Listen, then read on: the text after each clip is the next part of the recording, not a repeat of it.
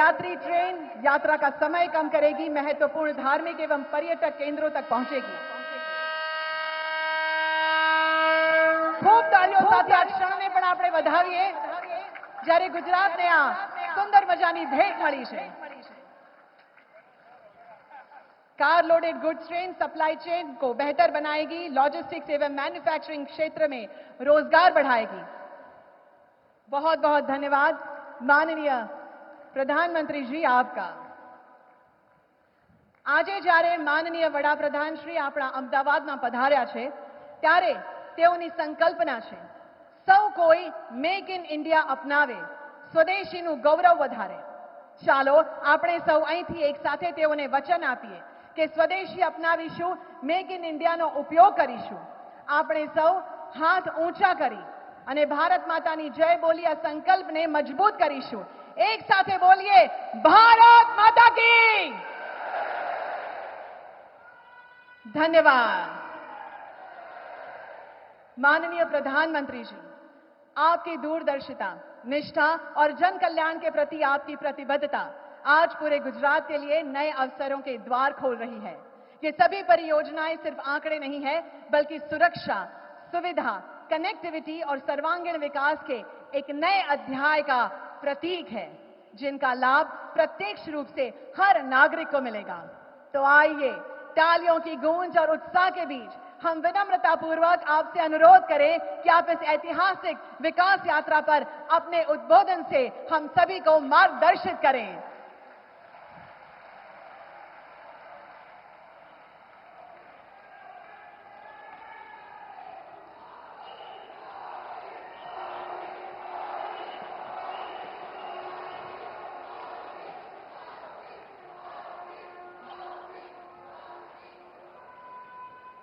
भारत माता की, भारत माता की, भारत माता की।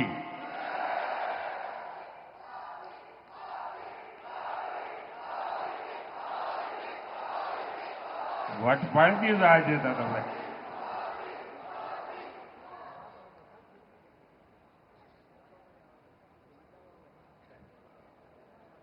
गुजरात के राज्यपाल श्रीमान आचार्य देवव्रत जी, यहां के लोकप्रिय मुख्यमंत्री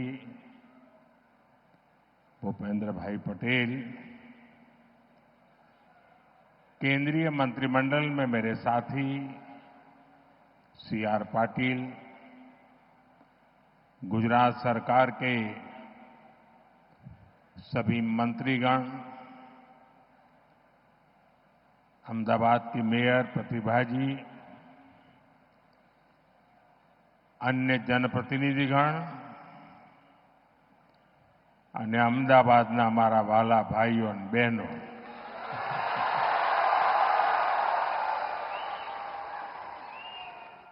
આજે તો તમે રંગ રાખ્યો છે હો।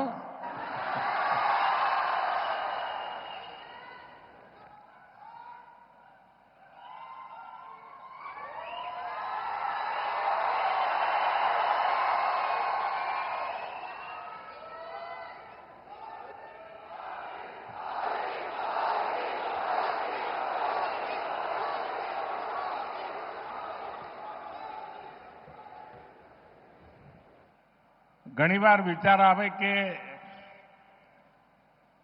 એવું કેવું નસીબ હશે કે આ લાખો લોકોનો પ્રેમ, એમના આશીર્વાદ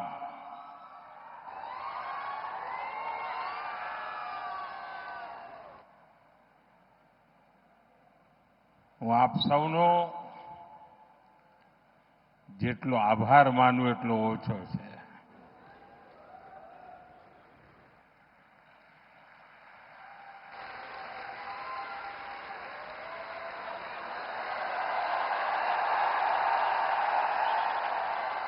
देखिए उधर छोटा नरेंद्र कोई खड़ा हो गया है।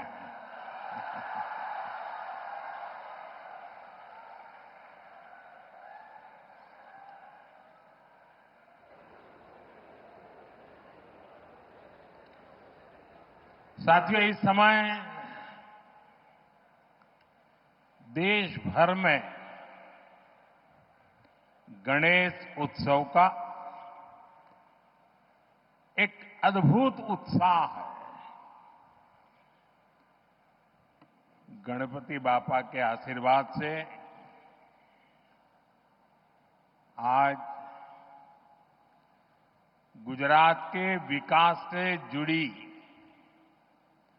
अनेक परियोजनाओं का भी श्री गणेश हुआ है।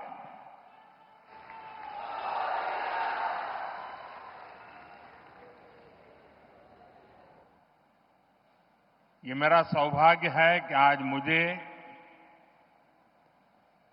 विकास के अनेक प्रोजेक्ट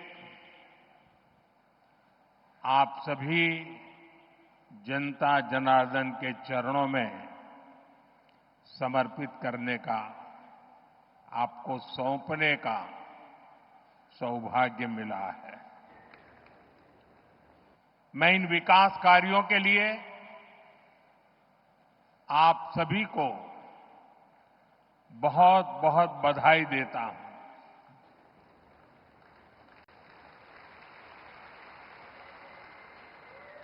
साथियों, मानसून के इस सीजन में गुजरात में भी कई इलाकों में भारी बारिश हो रही है। देश में भी जिस प्रकार से बादल फटने की एक के बाद एक घटनाएं घट रही हैं, और जब टीवी पर विनाश लीला देखते हैं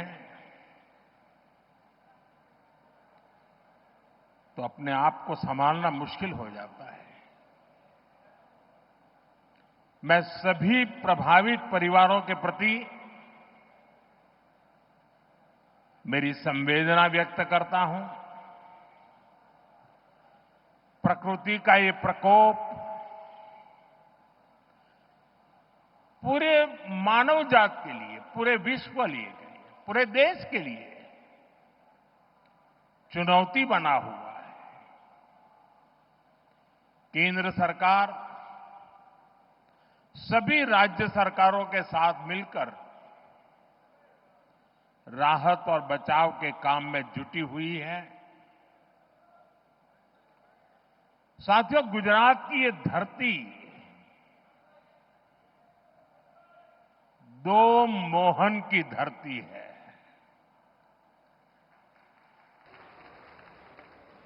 एक सुदर्शन चक्रधारी मोहन यानी हमारे द्वारकाधीश श्री कृष्ण,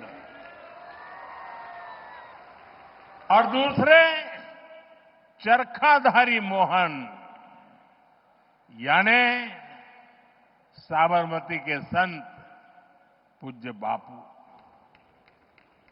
भारत आज इन दोनों के दिखाए रास्ते पर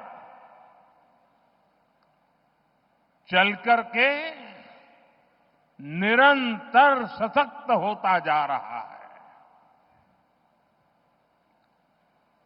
सुदर्शन चक्रधारी मोहन ने हमें सिखाया है कि देश की, समाज की रक्षा कैसे करते हैं। उन्होंने सुदर्शन चक्र को न्याय और सुरक्षा का कवच बनाया, जो दुश्मन को पाताल में भी खोज कर सजा देता है। और यही भाव आज भारत के फैसलों में भी देश अनुभव कर रहा है। देश नहीं, दुनिया अनुभव कर रही है।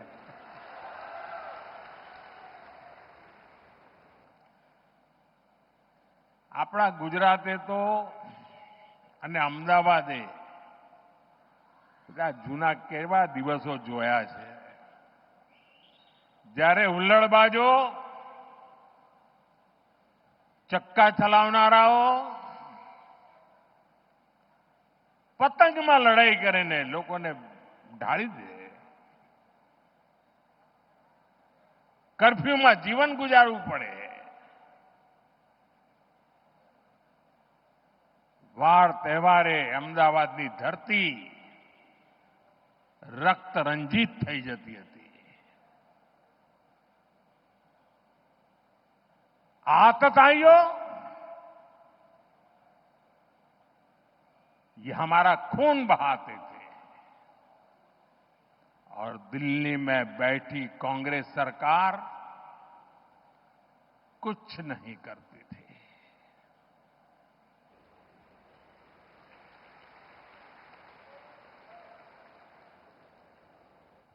लेकिन आज आतंकवादी और उनके आकाओं को हम छोड़ते नहीं. चाहे वो कहीं भी छुपे हो. दुनिया ने देखा है कि पहलगाम का बदला भारत ने कैसे लिया.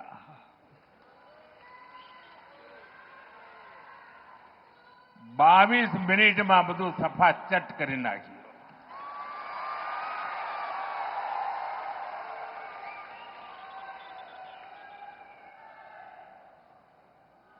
અને સેંકડો કિલોમીટર અંદર જઈને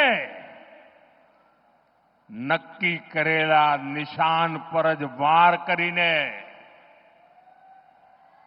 આતંકવાદની નાભી પર હુમલો કર્યો. આપણે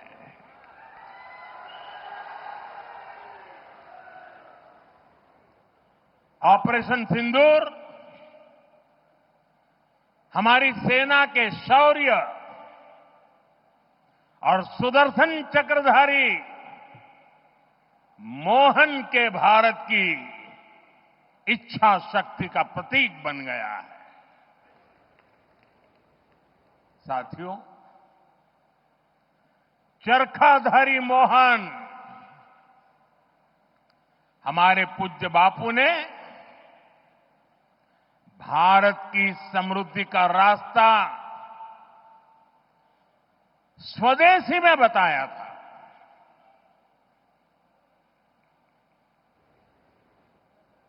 हमारे यहां साबरमती आश्रम है. ये आश्रम इस बात का साक्षी है कि जिस पार्टी ने उनका नाम लेकर दशकों तक सत्ता सुख भोगते रहे, उसने बापू की आत्मा को कुचल दिया. उसने स्वदेशी के बापू के मंत्र के साथ क्या किया? आज आपने पिछले कई वर्षों से जो दिन रात गांधी के नाम पर अपनी गाड़ी चलाते हैं, एक बार भी उनके मुंह से न स्वच्छता शब्द सुना होगा, न स्वदेशी शब्द सुना होगा.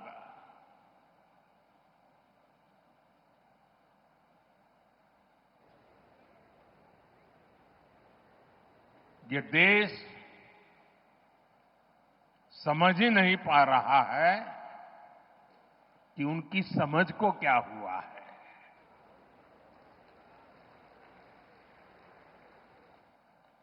साठ 65 साल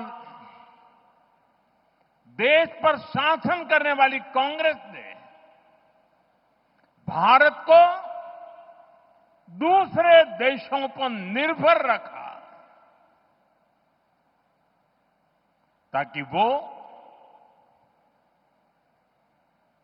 सरकार में बैठे बैठे इंपोर्ट में भी खेल कर सकें, घोटाले कर सकें। लेकिन आज भारत ने आत्मनिर्भरता को विकसित भारत के निर्माण का आधार बना दिया है। अपने किसानों, अपने मछुआरों, अपने पशुपालकों, अपने उद्यमियों के दम पर भारत तेजी से विकास के रास्ते पर चल रहा है। आत्मनिर्भरता के रास्ते पर आगे बढ़ रहा है। અને આપણા ગુજરાતમાં તો પશુપાલકો એટલી બધી સંખ્યામાં છે અને આપણા ડેરી સેક્ટરની તાકાત જુઓ ને। હું આજે જ હમણાં ફિજીના પ્રધાનમંત્રી સાથે મીટિંગ કરીને આવી રહ્યો છું। એ પણ આપણા ડેરી સેક્ટરને, આપણી કોઓપરેટિવ મૂવમેન્ટને ખૂબ આદરપૂર્વક વર્ણન કરીને કહેતા હતા કે મારા દેશમાં પણ કંઈક આવું થાય। સાથીઓ, આપણા પશુપાલકોએ અને પશુપાલનમાં તો ગુજરાતમાં બહેનોનું સૌથી મોટું યોગદાન હોય છે। આ બહેનોએ પશુપાલન કરીને આપણા ડેરી સેક્ટરને મજબૂત બનાવ્યું, આત્મનિર્ભર બનાવ્યું અને આજે ચારે તરફ એના જયગાન ચાલી રહ્યા છે। लेकिन साथियों, आप सभी आज दुनिया में आर्थिक स्वार्थ वाली राजनीति सब कोई अपना करने में लगा है। उसे हम भली भांति देख रहे हैं।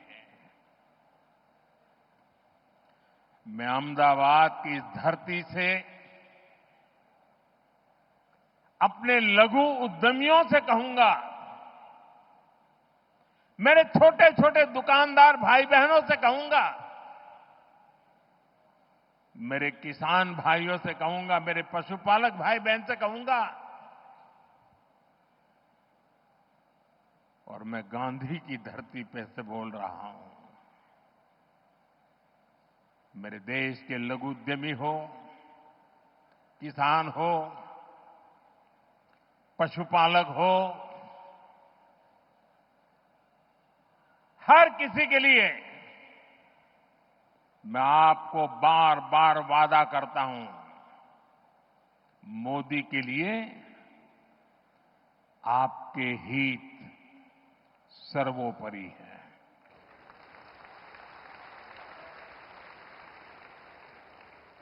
मेरी सरकार लघु उद्यमियों का, किसानों का, पशुपालकों का कभी भी अहित नहीं होने देंगी। दबाव कितना ही क्यों ना आए, हम झेलने की अपनी ताकत बढ़ाते जाएंगे।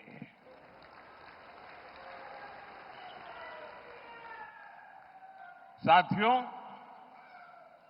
आज आत्मनिर्भर भारत अभियान को गुजरात से बहुत ऊर्जा मिल रही है और इसके पीछे 2 दशकों की कड़ी मेहनत है। आज की नौजवान पीढ़ी ने वो दिन नहीं देखे हैं जब यहां आए दिन कर्फ्यू लगा रहते थे। यहां व्यापार कारोबार करना मुश्किल कर दिया जाता था, अशांति का माहौल बनाए रखा जाता था। लेकिन आज अहमदाबाद देश के सबसे सुरक्षित शहरों में से एक है।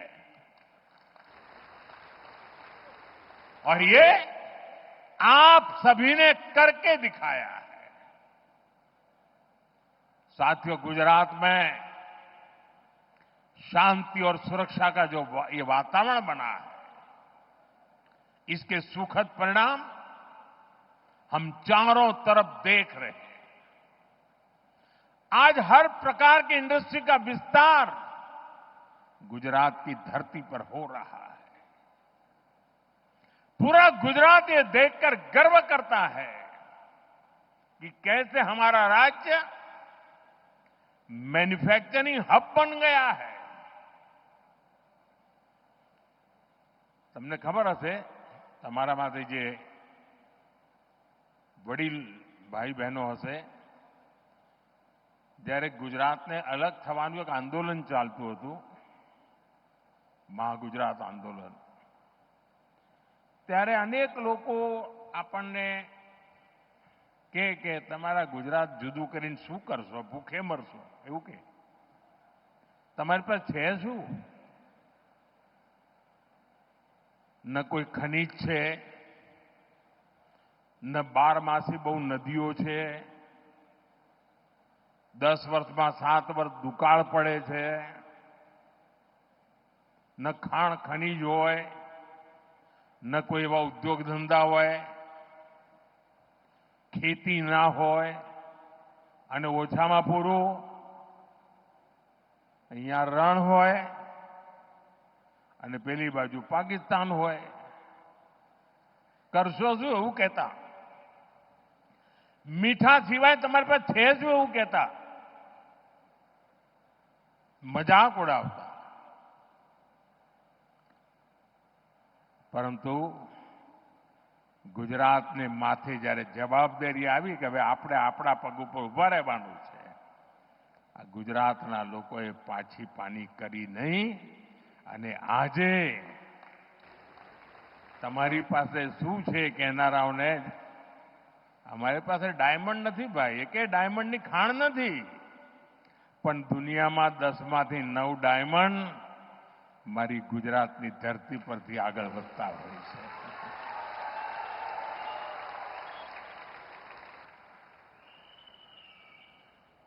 साथियों, कुछ महीने पहले मैं दाहोद में आया था। वहां की रेल फैक्ट्री में ताकतवर इलेक्ट्रिक लोकोमोटिव इंजन बन रहे हैं। आज गुजरात में बने मेट्रो कोच दूसरे देशों को एक्सपोर्ट हो रहे हैं। इसके अलावा मोटरसाइकिल हो, कार हो, गुजरात में बहुत बड़ी संख्या में उसका प्रोडक्शन हो रहा है, मैन्युफैक्चरिंग हो रहा है। देश और दुनिया की बड़ी बड़ी कंपनियां यहां फैक्ट्रियां लगा रही है। गुजरात में हवाई जहाज के अलग अलग पार्ट्स बनाने और उनके एक्सपोर्ट का काम पहले से ही चल रहा था। अब बड़ौदा में ट्रांसपोर्ट एयरक्राफ्ट भी बनाने का काम शुरू हुआ है।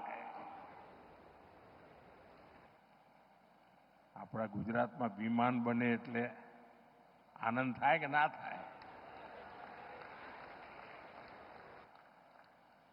अब इलेक्ट्रिक व्हीकल मैन्युफैक्चरिंग का भी गुजरात बहुत बड़ा सेंटर बन रहा है। मैं कल 26 तारीख को हंसलपुर जा रहा हूं। वहां इलेक्ट्रिक व्हीकल मैन्युफैक्चरिंग को लेकर बहुत बड़ी शुरुआत हो रही है। आज जितने भी आधुनिक इलेक्ट्रॉनिक उपकरण बन रहे हैं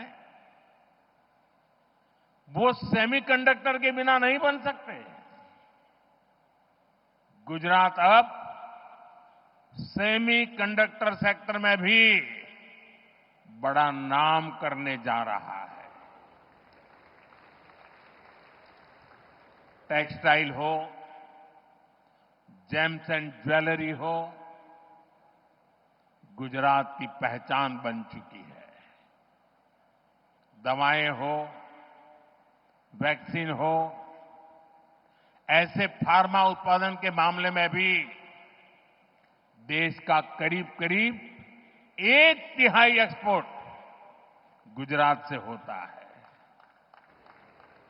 साथियों, आज भारत सौर, पवन और परमाणु ऊर्जा के मामले में तेजी से आगे बढ़ रहा है। इसमें गुजरात की भागीदारी सबसे अधिक है। હમણાં હું એરપોર્ટથી આવતો હતો, ભવ્ય રોડ શો કર્યો. વાહ, કમાલ કરી આપે. પણ રોડ શો તો ભવ્ય હતો, પણ લોકો ધાબા ઉપર ઉભા હોય, બાલ્કનીમાં ઉભા હોય, તો સ્વાભાવિક રીતે હું એમને આદરપૂર્વક નમન કરતો હતો. પરંતુ મારી નજર ફરતી હતી ચારે બાજુ, અને મેં જોયું કે લગભગ મોટા ભાગના ઘરોના ધાબામાં રૂફટોપ સોલાર પાવરના પ્લાન્ટ દેખાતા હતા.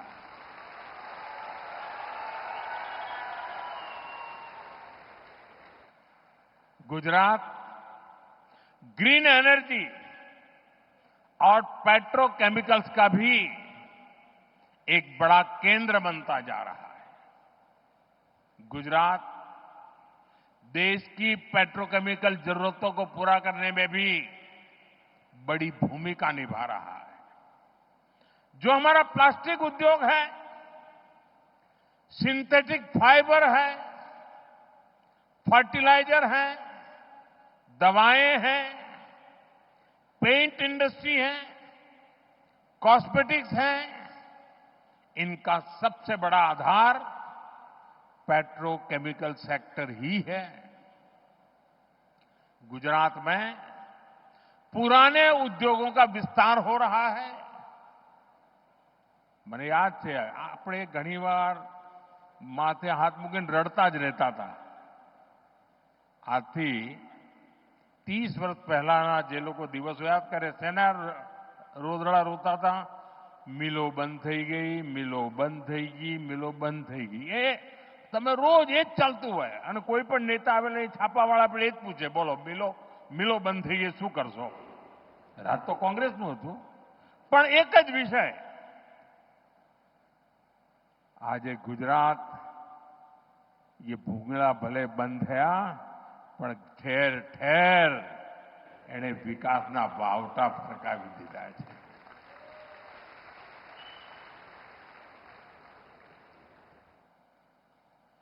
नए उद्योगों की नींव रखी जा रही है, और ये सारे प्रयास आत्मनिर्भर भारत को मजबूत कर रहे हैं. इससे गुजरात के युवाओं के लिए रोजगार के लगातार अवसर बन रहे हैं. साथियों, उद्योग हो, खेती किसानी हो या फिर टूरिज्म हो, इनके लिए बेहतरीन कनेक्टिविटी बहुत जरूरी है. बीते 20-25 साल में गुजरात की कनेक्टिविटी का कायाकल्प हो चुका है. आज भी यहां रोड और रेल से जुड़े अनेक प्रोजेक्ट्स का शिलान्यास और लोकार्पण किया गया है. सर्कुलर रोड यानी सरदार पटेल रिंग रोड अब और चौड़ी हो रही है. अब ये 6 लेन की चौड़ी सड़क बन रही है. इससे शहर के सबसे भीड़भाड़ वाले इलाकों में ट्रैफिक जाम की समस्या कम होगी. इसी तरह विरमगाम खुदड़ रामपुरा रोड, उसको चौड़ा होने से यहां के किसानों को, उद्योगों को सुविधा मिलेगी. ये जो नए अंडरपास है, रेलवे ओवरब्रिज है, ये शहर की कनेक्टिविटी को और बेहतर बनाएंगे. साथियों, एक समय था जब लाल रंग की पुरानी बसें ही चला करती थी, लाल बस, क्या जैसो तो लाल बस में। लेकिन आज यहां बीआरटीएस जनमार्ग और एसी इलेक्ट्रिक बसें नई सुविधाएं दे रही है। मेट्रो रेल का भी तेजी से विस्तार हो रहा है और इससे अहमदाबादियों के लिए ईज ऑफ ट्रैवल सुनिश्चित हुई है। साथियों, गुजरात के हर शहर के आसपास एक बड़ा औद्योगिक गलियारा है, लेकिन 10 साल पहले तक पोर्ट और ऐसे इंडस्ट्री क्लस्टर्स के बीच में बेहतर रेल कनेक्टिविटी की कमी खलती थी। आपने 2014 में मुझे दिल्ली भेजा तो मैंने गुजरात की समस्या को भी दूर करने का काम शुरू किया। 11 सालों में करीब 3000 किलोमीटर लंबे नए रेल ट्रैक गुजरात में बिछाए गए हैं। गुजरात में रेलवे के पूरे नेटवर्क का 100% बिजलीकरण हो चुका है। आज भी जो रेलवे प्रोजेक्ट गुजरात को मिले हैं, इससे किसानों, उद्योगों और श्रद्धालुओं सभी को लाभ होगा। साथियों, हमारी सरकार शहर में रहने वाले गरीबों को सम्मान का जीवन देने के लिए प्रतिबद्ध है। इसका प्रत्यक्ष प्रमाण हमारा रामापीरनो टेकरो एयरपोर्ट તમે જતા આવતા રામાપીરનો ટેકરો। पूज्य बापू गरीब की गरिमा पर बहुत बल देते थे। आज साबरमती आश्रम के प्रवेश द्वार पर बने गरीबों के नए घर इसका एक साक्षात उदाहरण बने हैं। गरीबों को 1500 पक्के घर मिलना यानी असंख्य नए सपनों की नींव पड़ना है। इस बार नवरात्र पर, दिवाली पर इन घरों में रहने वालों के चेहरे की खुशी और ज्यादा होगी। इसके साथ पूज्य बापू को सच्ची श्रद्धांजलि के रूप में बापू के साबरमती आश्रम का नवीनीकरण भी हो रहा है। हमारे 2 महापुरुष सरदार साहब का भव्य स्टैच्यू हमने काम पूरा किया। मैं उसी समय साबरमती आश्रम का काम करना चाहता था, लेकिन केंद्र सरकार उस समय हमारे अनुकूल नहीं थी। शायद वो गांधी जी के भी अनुकूल नहीं थी और उसके कारण मैं उस काम को कभी आगे नहीं बढ़ा पाया। लेकिन जब से आपने मुझे वहां भेजा है, तो जैसे statue of unity Sardar Vallabh भाई पटेल का वो भव्य स्मारक देश और दुनिया के लिए प्रेरणा का केंद्र बना है, जब साबरमती आश्रम के नवीनीकरण का काम पूरा होगा, मेरे शब्द लिख करके रखना दोस्तों, दुनिया के लिए शांति की सबसे बड़ी प्रेरणा भूमि ये हमारा साबरमती आश्रम बनने वाला है। साथियों, हमारे श्रमिक परिवारों को बेहतर जीवन मिले, ये हमारा मिशन रहा है। इसलिए कई साल पहले हमने गुजरात में झुग्गी वालों के लिए पक्की गेटेड सोसाइटी बनाने का बीड़ा उठाया। बीते सालों में गुजरात में झुग्गियों की जगह मकान बनाने के ऐसे अनेक प्रोजेक्ट किए गए हैं और यह अभियान लगातार जारी है। साथियों, जिसको किसी ने नहीं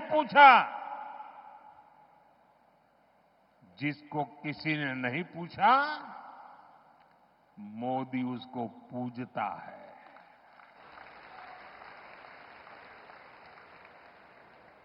मैंने इस बार लाल किले से कहा था, पिछड़ों को प्राथमिकता, शहरी गरीबों का जीवन आसान बनाना भी हमारी बहुत बड़ी प्राथमिकता है। रेहड़ी फुटपाथ पर काम करने वाले साथियों को भी पहले किसी ने नहीं पूछा। हमारी सरकार ने इनके लिए पीएम स्वनिधि योजना शुरू की। आज इस स्कीम की वजह से देश के लगभग 70 लाख रेहड़ी पटरी और ठेले वाले भाई बहनों को बैंकों से लोन मिल रही है। संभव हुआ है सब। गुजरात के भी लाखों साथियों को इसका फायदा हुआ है। साथियों, बीते 11 साल में 25 करोड़ लोग गरीबी को परास्त करके गरीबी से बाहर निकले हैं। दुनिया के लिए भी अजूबा है इतना बड़ा आंकड़ा। 25 करोड़ लोगों का गरीबी से बाहर आना, विश्व के सभी अर्थवेत्ता आज इसकी चर्चा कर रहे हैं। साथियों, ये गरीब जब गरीबी से बाहर निकलता है ना, तब वो नियो मिडिल क्लास के रूप में एक नई ताकत बनकर के उभर रखता है।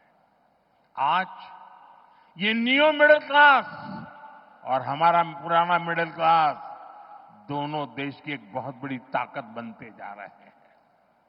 हमारा निरंतर प्रयास है कि नियो मिडिल क्लास और मिडिल क्लास दोनों को सशक्त करना। આપણા અમદાવાદના ભાઈઓ,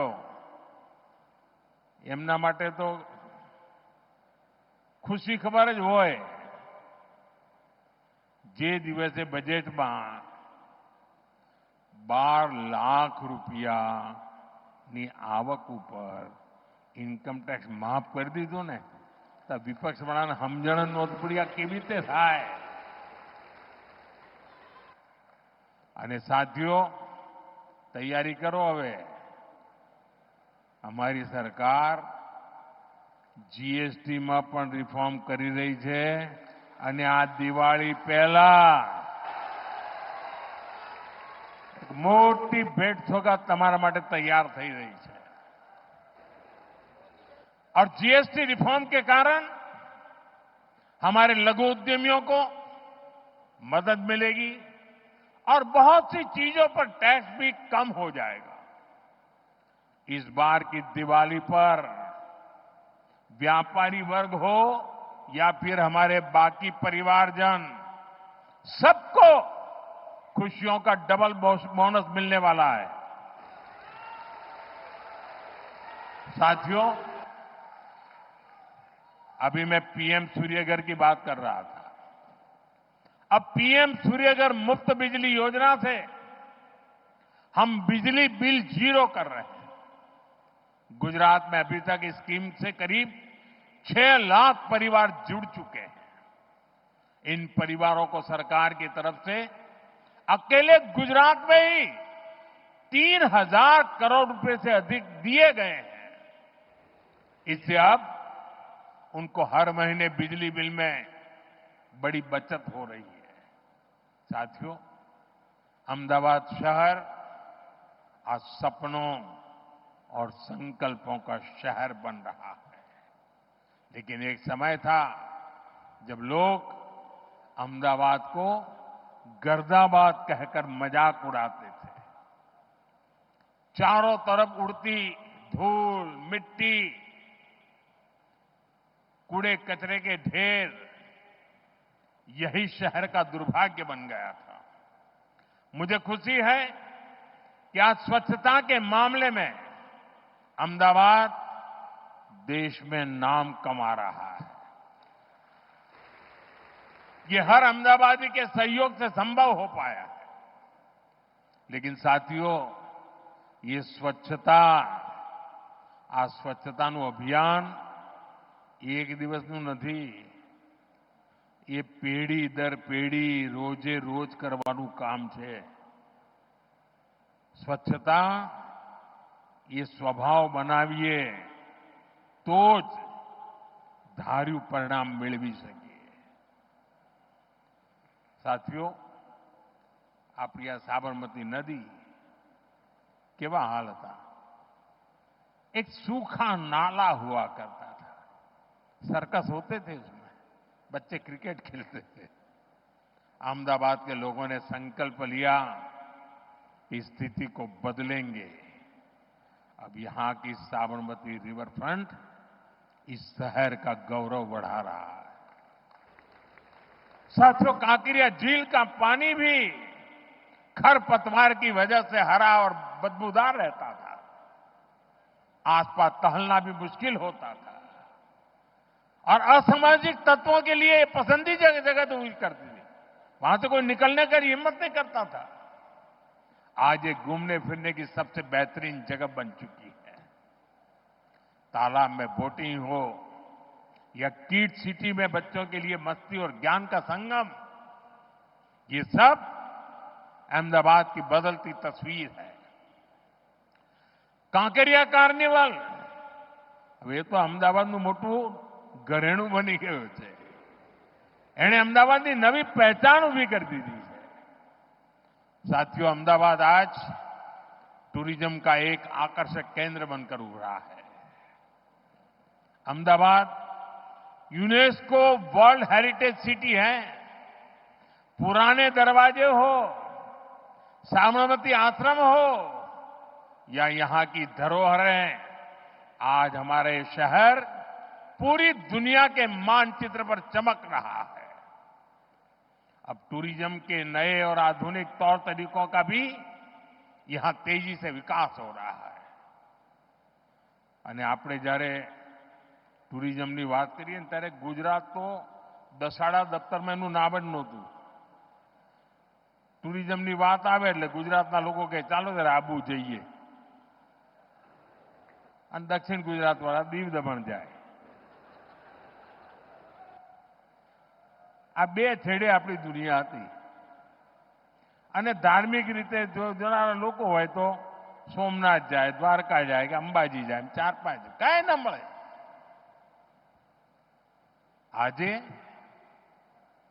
ગુજરાત ટુરિઝમ માટેનું એક મહત્વનું ડેસ્ટિનેશન બની ગયું। એ કચ્છના રણમાં સફેદ રણ જોવા માટે દુનિયાને ઘેલું લાગે।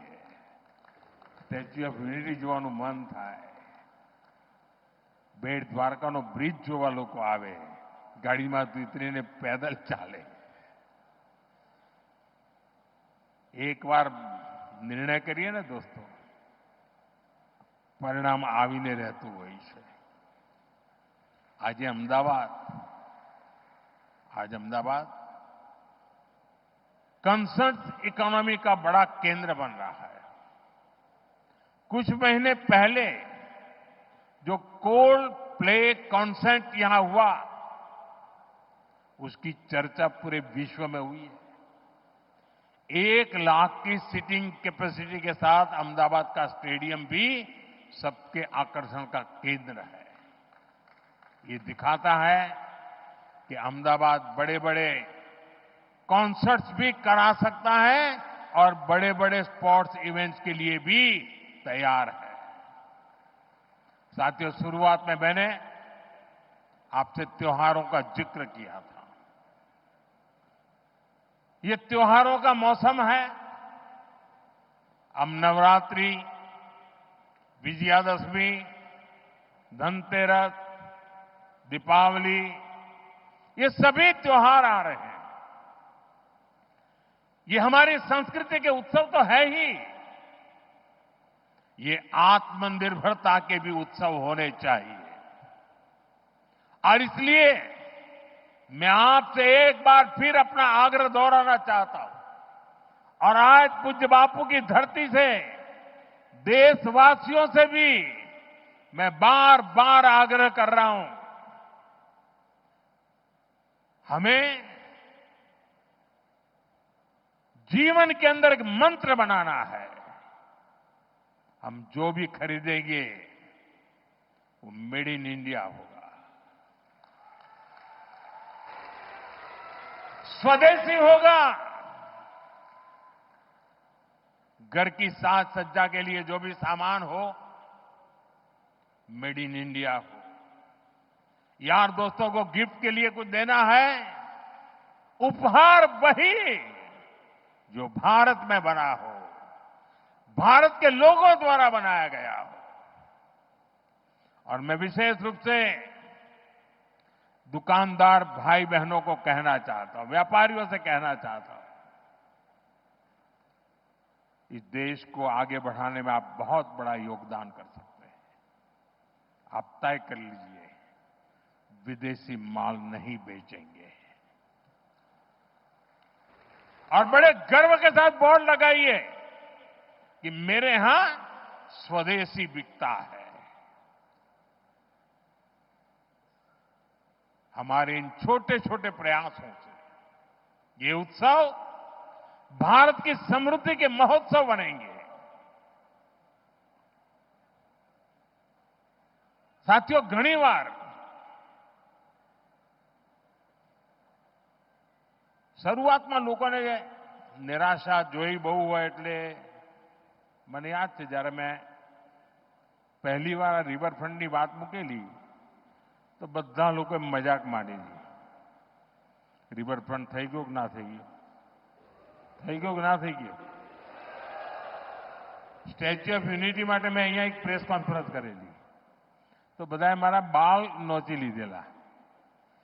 બધા કે આ તો ચૂંટણી આવી એટલે મોદી સાહેબ લાયા છે। સ્ટેચ્યુ ઓફ યુનિટી થયું કે ના થયું ભાઈ? દુનિયા જોઈને અચરજ પામે છે કે નથી પામતી? કચ્છનો રણોત્સવ, લોકો કે સાહેબ આ કચ્છમાં કોણ જશે, રણમાં તો કોઈ જતું હશે? આજે લાઈન લાગે છે, બુકિંગ લોકો 6-6 મહિના પહેલા બુકિંગ કરાવે છે। થયું કે ના થયું? ગુજરાતની અંદર વિમાનનું કારખાનું લાગે, કોઈએ કલ્પના કરી? મને યાદ છે જ્યારે મેં ગિફ્ટ સિટીની કલ્પના મૂકી હતી ત્યારે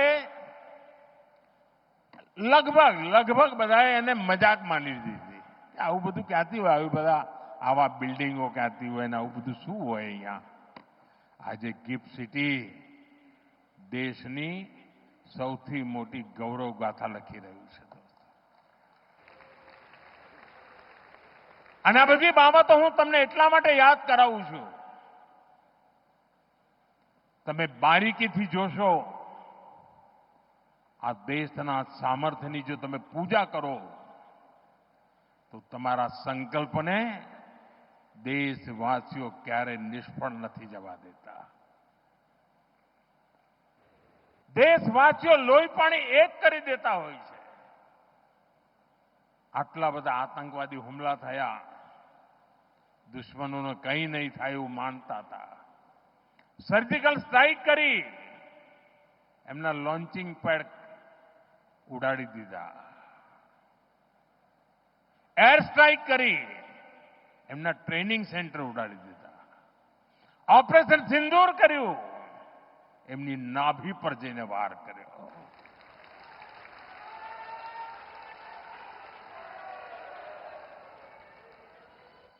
चंद्रयान शिव शक्ति पॉइंट જ્યાં કોઈ નહીં ગયું ત્યાં ભારતનો તિરંગો ઝંડો પહોંચી ગયો। इंटरनेशनल स्पेस सेंटर पर શુભાંશુ શુક્લ જઈને આવ્યા અને હવે ગગનયાનની તૈયારી ચાલી રહી છે। આપણું પોતાનું સ્પેસ સ્ટેશન બને એ દિશામાં કામ ચાલી રહ્યું છે। साथियों, एक एक घटनाओं कैसे कि अगर संकल्प लइए, संकल्प के प्रति श्रद्धा होय, समर्पण होय तो जनता जनार्दन जो ईश्वरનું રૂપ છે એના આશીર્વાદ પણ મળતા હોય, તેનો સાથ મળતો હોય છે। અને એ જ વિશ્વાસથી હું કહું છું, આ દેશ આત્મનિર્ભર બનીને રહેશે। આ દેશનો પ્રત્યેક નાગરિક વોકલ ફોર લોકલનો વાહક બનશે। આ દેશનો પ્રત્યેક નાગરિક સ્વદેશીના મંત્રને જીવી જાણશે અને પછી આપણને ક્યારે ઓશિયાળા થવાનો વારો નહીં આવે। દોસ્તો, જ્યારે કોવિડની સ્થિતિ હતી, ભૂતકાળ કહેતો કોઈ જગ્યાએ વેક્સિન બન્યું હોય તો આપણા દેશમાં આવતા 40 વર્ષ લાગી જતા હતા. લોકો કહેતા હતા કોવિડમાં થશે શું? અરે આ દેશે નક્કી કર્યું, વેક્સિન પોતાની બનાવી દીધી અને દેશના 140 કરોડ સુધી વેક્સિન પહોંચાડી દીધી. આ દેશનું સામર્થ્ય છે. એ સામર્થ્યના ભરોસે હું ગુજરાતના મારા સાથીઓને કહું છું કે આપે મને જે શિક્ષણ આપ્યું છે ને, આપે મારું જે ઘડતર કર્યું છે ને, આપે મારામાં જે જોમ ભર્યું છે, જે ઉર્જા ભરી છે, 2047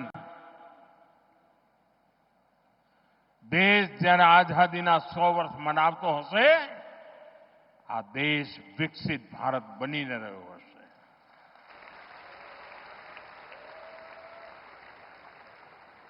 અને એટલે સાથીઓ, વિકસિત ભારત બનાવવા માટેનો એક મહત્વનો રાજમાર્ગ સ્વદેશી છે. મહત્વનો રાજમાર્ગ આત્મનિર્ભર ભારત છે. અને જે લોકો વસ્તુઓ બનાવે છે, મેન્યુફેક્ચરિંગ કરે છે, પ્રોડક્શન કરે છે, એમને મારી વિનંતી છે કે તમે ઉત્તરોત્તર તમે તમારી ક્વોલિટી ઓર સુધારો, એની કિંમત ઓર ઘટાડો. તમે જુઓ, હિન્દુસ્તાનનો માનવી ક્યારેય બહારથી કશું લેશે નહીં. આ ભાવ આપણે જગાડીએ અને દુનિયાની સામે એક ઉદાહરણ પૂરું પાડીએ.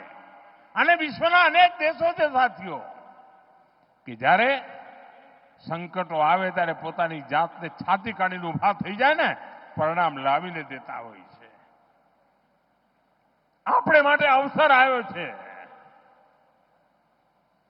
સંકલ્પને પૂરા કરવા માટેનું સામર્થ્ય લઈને નીકળવાનું છે.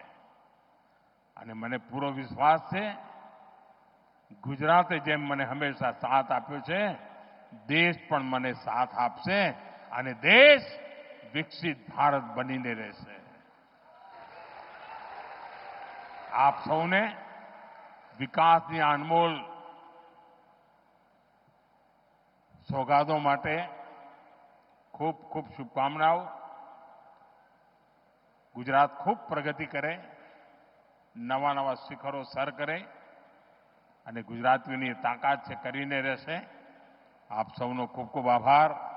મારી સાથે પૂરી તાકાતથી બોલીએ, ભારત માતા કી,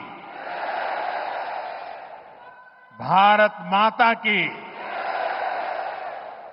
ભારત માતા કી. ધન્યવાદ.